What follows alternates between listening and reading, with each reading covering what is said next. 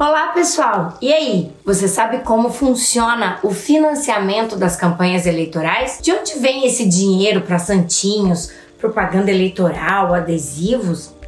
Não há eleição sem candidatos e para se eleger, os candidatos vão precisar de recursos para realizar esses atos de campanha. Viagens, comício, material de divulgação, equipe de apoio, impulsionamento em redes sociais, pesquisas de opinião, aluguel de imóveis para fazer os comitês da campanha e tudo isso, gente, exige dinheiro, recursos. Assim, uma das perguntas fundamentais das democracias modernas é: como financiar as campanhas eleitorais? Bom, existem 4 opções possíveis hoje no mundo. Primeiro, com o dinheiro do próprio bolso lá do candidato. Depois, com doações de pessoas físicas ou com doações de pessoas jurídicas, empresas, especialmente das grandes. E depois, com os recursos públicos. Bom, a construção de um bom modelo de financiamento de campanha é fundamental para a gente pensar na construção de uma democracia mais igualitária e justa. E é sobre isso que a gente vai conversar hoje.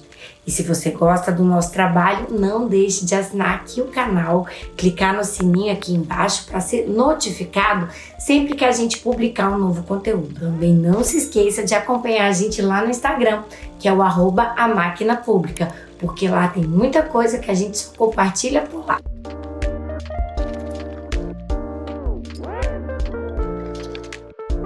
No Brasil, o financiamento público de campanha existe há muito tempo. Porém, no passado, existia um modelo de financiamento misto, em que o financiamento público convivia com um amplo financiamento privado das campanhas, por parte tanto das pessoas físicas quanto das pessoas jurídicas, as grandes empresas. Esse arranjo conferia grande poder para a elite econômica influenciar nas eleições, a partir daquelas grandes doações de valores para os candidatos alinhados com seus interesses. Afinal, no toma lá dá cá, uma mão lava a outra, não é mesmo? Em um sistema baseado apenas em doações privadas, como alguns ainda parecem desejar, somente os candidatos que são alinhados com essas grandes empresas terão a capacidade de fazer a sua voz ser ouvida. E aos demais, restaria o quê? O silêncio. Assim, desconfie, galera, daquele candidato que fica posando de moralista, de bom moço, de boa moça e que diz que vai renunciar o dinheiro do financiamento público e vai custear sua campanha apenas com recursos das doações privadas. Ora, se não existe almoço grátis no mundo e nada vem de graça, pergunte: quem é que está realmente financiando por essa campanha? Quais são os interesses que esse candidato vai defender de fato se ele for eleito? O seu? Eu acho que não, não é? Então, vai lá no TSE e depois veja quem está bancando a campanha desses paladinos do dinheiro público. É possível ver quem está doando dinheiro para quem bem direitinho. Bom, ainda que a gente suponha lá que esses grandes doadores estejam financiando essas campanhas apenas pelo espírito público no coração deles, é viável deixar na mão dessa nossa elite econômica a escolha de quais as candidaturas elas vão ser viáveis ou não?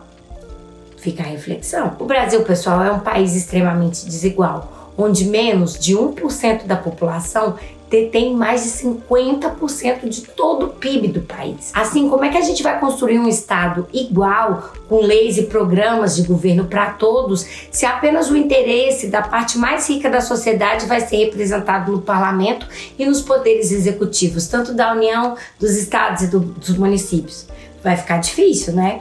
Em uma democracia plena, todos os grupos sociais devem estar representados nessa arena política. A gente tem que ter mulheres, negros, pessoas LGBTQIA+, pessoas idosas, pessoas com deficiência, grandes empresários, pequenos empresários, médios empresários, trabalhadores, camponeses, autônomos, servidores públicos, população em situação de rua, pobres, classe média, brancos, homens e ricos e etc. Ou seja, todo mundo. O financiamento exclusivamente privado de campanha contrariaria tudo isso ao deixar a decisão sobre essas candidaturas viáveis na mão de tão somente uma pequena oligarquia empresarial. O acesso ao financiamento por parte do grande capital torna-se na prática a única porta de entrada dessas pessoas na arena política. É uma subversão do princípio da igualdade. Assim, nós da máquina pública aqui no canal defendemos sim que deve haver um financiamento público de campanhas. A principal razão do financiamento público de campanhas políticas é dar a possibilidade de que candidatos de grupos minorizados sejam verdadeiramente competitivos nas eleições. Grupos minorizados? O que é isso? Bom, em uma democracia, os grupos minorizados são todos aqueles que sofrem com discriminação, a desigualdade social e a baixa representatividade em um espaço de influência, tanto no setor público quanto lá no setor privado, apesar de, por vezes, eles constituírem a maioria da população, como é o caso das mulheres e das pessoas negras no contexto brasileiro. No Brasil, existem atualmente 2 mecanismos que permitem esse financiamento público de campanhas. Primeiro é o fundo partidário e depois o fundo eleitoral, o tal fundão. E qual que é a diferença entre eles? Bom, o fundo partidário ele é distribuído anualmente entre os partidos políticos e ele serve para custear o financiamento lá do partido no cotidiano. Isso inclui, por exemplo, lá o pagamento do aluguel das suas sedes dos partidos políticos, as passagens aéreas lá que os dirigentes fazem quando eles vão viajar a serviço do partido. Mas só que esse dinheiro pode ser utilizado também para financiar as candidaturas daquele partido. Observe, pessoal, que nem todos os partidos têm acesso a esse fundo partidário. Existe uma condição ou uma cláusula de barreira para ter acesso a essa grana. É necessário que o partido político tenha obtido um número mínimo de cadeiras na última eleição da Câmara dos Deputados para receber a chave do cofre desses recursos. Tá vendo por que eleição para deputado federal é importante, gente? Bom, diversamente, os recursos do Fundo Especial de Financiamento de Campanha, o chamado Fundo Eleitoral ou Fundão, podem ser utilizados tão somente para financiar as candidaturas. E esses recursos vão ser distribuídos somente no ano das eleições. Esse fundo eleitoral ele foi criado em 2017 pelo Congresso Nacional em uma resposta a uma decisão de 2015 do Supremo Tribunal Federal, que considerou incompatível com a Constituição Federal a doação de pessoas jurídicas, em especial aquelas grandes empresas, para candidaturas políticas. Não há cláusula de barreira no fundo eleitoral, ou seja, todos os 33 partidos políticos hoje existentes no Brasil vão receber o dinheiro do fundo eleitoral. No entanto, essa distribuição do fundo é proporcional ao número de representantes do partido no Congresso Nacional. Quanto mais congressistas, mais grana para o partido. O tamanho da bancada dos partidos no Congresso Nacional, então, é um fator muito importante para a divisão desse dinheiro entre os partidos, especialmente o tamanho da bancada na Câmara dos Deputados. É por isso que você vê tanto partido mais preocupado em fazer bancada do que com as eleições para presidente ou para governador, que eles querem o dinheiro do fundão. Em termos de valores, por exemplo, em 2022 foram distribuídos para os partidos políticos agora 4,9 bilhões de reais a título de fundão eleitoral. É muito? É pouco? A gente pode até discutir. Eu particularmente acho muito dinheiro e a gente pode aprimorar sim esse sistema. Contudo, o fato dessa cifra ser abusiva não tira a importância do financiamento público de campanha para a construção das democracias plenas. Os partidos deverão reservar pelo menos 30% do dinheiro que ele recebe do fundo eleitoral para financiar candidaturas de mulheres. Trata-se de uma regra de discriminação positiva que tem por objetivo corrigir uma injustiça histórica da subrepresentação das mulheres entre os escolhidos aí para os cargos eletivos. A criação desse mecanismo é um dos exemplos de como sim o fundo eleitoral pode ser utilizado para enfrentar as desigualdades históricas aqui na sociedade do Brasil, não é? E é por isso que você vem vendo muito mais mulheres candidatas nessas eleições e espero que cada vez mais tenhamos mais mulheres. Pessoal, campanhas políticas são caras, especialmente as majoritárias. Claro que tem muita picaretagem por aí, mas ainda que não houvesse, elas ainda seriam muito caras. Sem dúvida, medidas precisam ser tomadas para reduzir esses preços das campanhas. E algumas delas já foram tomadas, como por exemplo, a redução do tempo de campanha eleitoral. Hoje a gente tem 10 dias a menos de campanha do que nas eleições passadas. Esse cenário torna o financiamento de campanha um fator decisivo nas eleições. Muitas vezes as razões que levam uma grande empresa a doar para uma determinada campanha política eram inconfessáveis. Na raiz do que foi apurado na chamada e famosa Operação Lava Jato estava esse escambo que acontecia entre alguns políticos e grandes empresas, especialmente no ramo da construção civil. Era assim, grandes empresas faziam enormes doações para a campanha de alguns políticos e esses políticos usavam a sua influência para que essas mesmas empresas ganhassem contratos públicos com condições notadamente favoráveis e de modo que elas pudessem recuperar com lucro todo aquele investimento feito na campanha do político. Nesse espírito, não era sequer incomum que essas grandes empresas contribuíssem para mais de um adversário e até oponentes entre si numa eleição majoritária, como no caso da disputa pela presidência da República. Afinal, é sempre mais aconselhável a gente diversificar os nossos investimentos e as propinas também, Como lá ensinam esses coaches financeiros aí no YouTube. Já que a eleição é uma caixinha de surpresas, vou investir em qual ovos, Note-se que essa mesma legislação que permitia a doação por empresas, ela proibia a doação por parte de associações da sociedade civil e por sindicatos. Essa proibição, ela estava na legislação desde a época da ditadura. Empreiteira contratada para a construção de obra pública podia doar, para a campanha, mas a associação não governamental ou de um interesse público ou de utilidade pública e nem os sindicatos não poderiam doar. Como assim? 2 pesos e 2 medidas?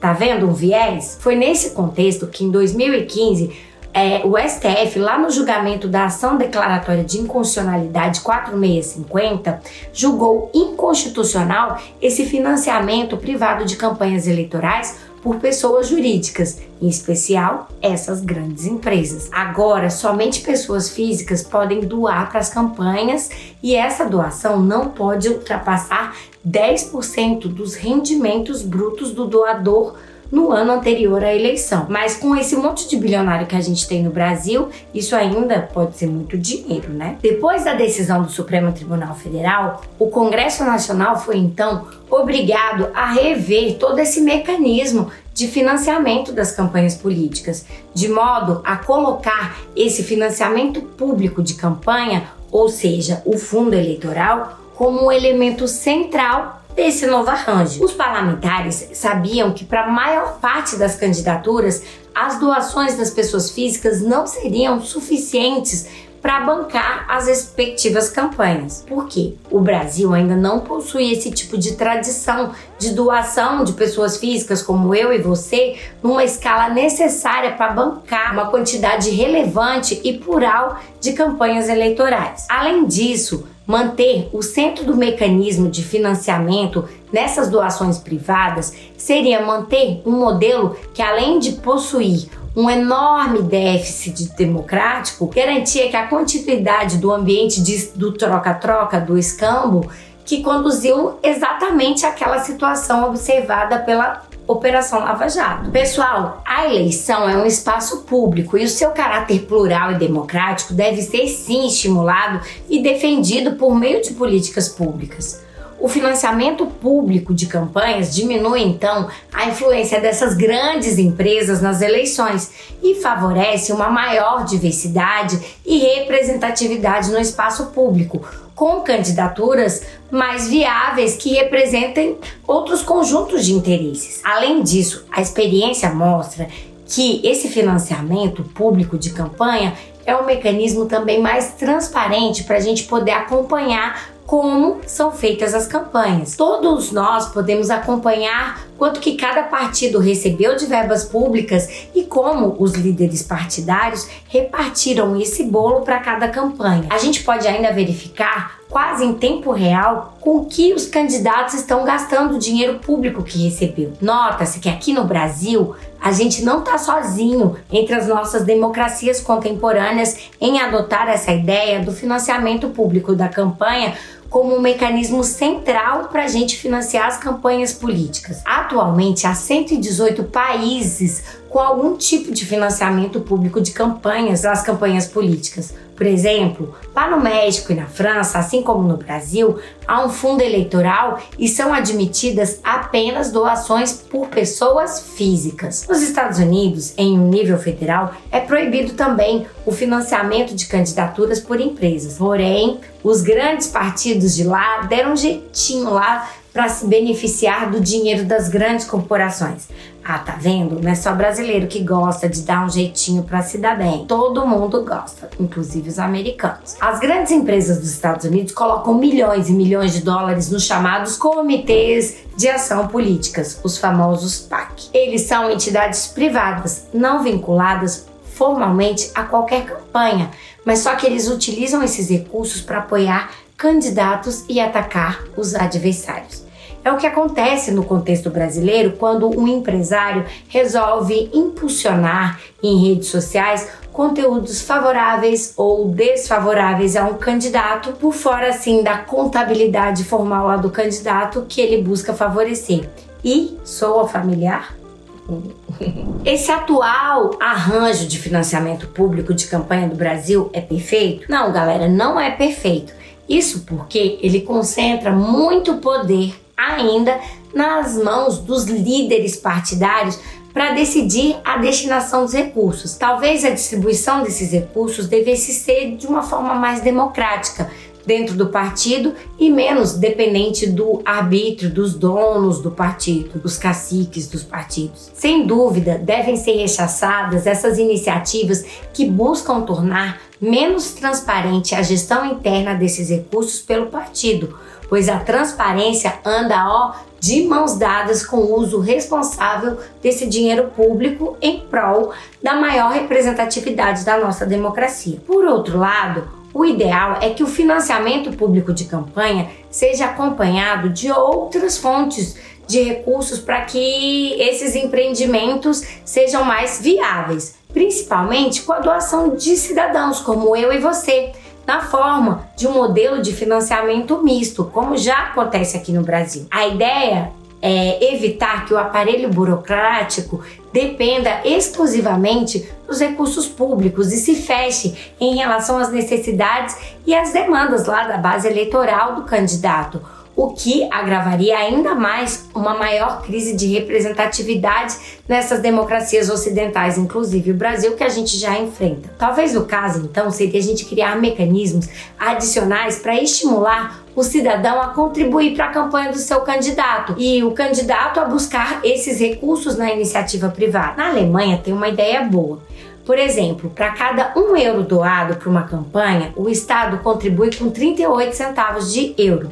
Isso cria um incentivo para que o partido e seus integrantes façam um trabalho regular de base, de modo a incentivar os seus apoiadores a doar para suas campanhas. No mesmo sentido, uma organização robusta de base pode trazer importantes recursos para os partidos, de forma de mensalidades dos filiados e reduzir o custo dos associados lá com os recrutamentos daqueles cabos eleitorais que ficam balançando as bandeiras na campanha. As redes sociais ainda têm sido muito importantes para mobilizar eleitores para a gente contribuir com as campanhas, por meio dos mecanismos de crowdfunding e também das vaquinhas virtuais, que estiveram presentes agora em todo lugar nas eleições de 2022. Gente, gastar dinheiro público com democracia não é desperdício, é sim investimento. Promover debates, discussões de ideias aumenta o espaço cívico. Isso é saudável para a reflexão coletiva e faz parte de uma política pública de fomento à democracia e da participação cívica. Não existe democracia sem eleições E não existe eleições sem campanhas políticas. As campanhas políticas custam sim muito dinheiro. E se o próprio Estado não as financiar, pelo menos em parte, elas vão ser financiadas pelos ricos e poderosos, em nome dos seus próprios interesses. E esses políticos vão sim retribuir esse apoio. Um Estado que existe para atender os interesses só dos ricos e dos poderosos não é uma democracia, mas sim uma oligarquia, como já dizia o Platão. O nosso sistema de financiamento de campanhas não é perfeito, mas o fim do financiamento de campanhas por grandes empresas, como acontecia anteriormente, foi um passo muito bom na direção certa. E essa é uma reflexão que a gente precisa fazer juntos, porque afinal, você, eu e nós somos a máquina pública. E não deixe de se inscrever aqui no nosso canal para participar cada vez mais desse espaço cívico, sempre com um tema quente do momento.